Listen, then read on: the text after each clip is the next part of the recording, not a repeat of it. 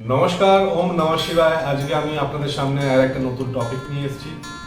যে টপিকটা হচ্ছে যে অনেক সময় আমাদের জাতকরা বা আমার ক্লায়েন্টরা বলে যে আমার লাইফে আমি কতটা প্রসপারিটি বা আমার লাইফে আমি কতটা ওয়েলথ অ্যাকিউমুলেট করতে পারবো।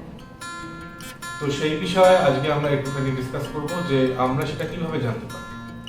আমরা সেটা জানতে পারি ইন্দু লগ্নের সাহায্যে। ইন্দু লগ্ন হচ্ছে এমন একটা পজিশন আমাদের চার্টে বা এমন একটা ঘর যেখান থেকে আমরা জানতে পারি যে জাতকদের লাইফে কতটা ওয়েলথ সে উপার্জন করতে পারবে বা কতটা ওয়েলথ সে সেভ করতে পারবে এবং কোন কোন প্ল্যানেট সেই ওয়েলথকে বাড়ানোর সাহায্য করবে। যখন আমরা ইন্দু লগ্ন ক্যালকুলেট করে ফেলি, ইন্দু লগ্ন ক্যালকুলেশনের পরে আমাদের দেখতে হবে যে যেই ঘরটি আমাদের ইন্দু লগ্ন বোঝাচ্ছে সেই ঘরে কি কোনো প্ল্যানেট আছে বা সেই ঘর থেকে সেকেন্ড হাউস এবং 11th হাউস কি আমাদের কোনো ভালো প্ল্যানেট আছে না কোনো ম্যালেফিক প্ল্যানেট দিয়ে সেটি পজিশন করা আছে, বা ইন্দু লগ্ন যেই ঘরে সিচুয়েটেড হয়েছে বা যেই ঘরের লর্ডকে বোঝাচ্ছে সেই ঘরের লর্ডের দশাটি আমাদের চলছে। এরকম অনেক রকম বিষয় নিয়ে আমাদের ক্যালকুলেট করতে হয়।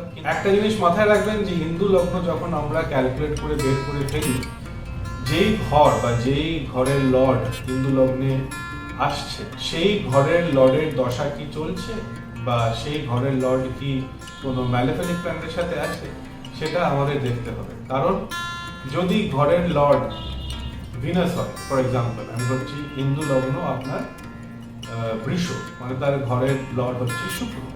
তো শুক্র যদি আপনার মহাদশায় চলে তাহলে আপনি নিশ্চয়ই ওয়েলথ অ্যাকিউমুলেট করার চান্স পাবেন এবং আপনার উপার্জনও বাড়বে।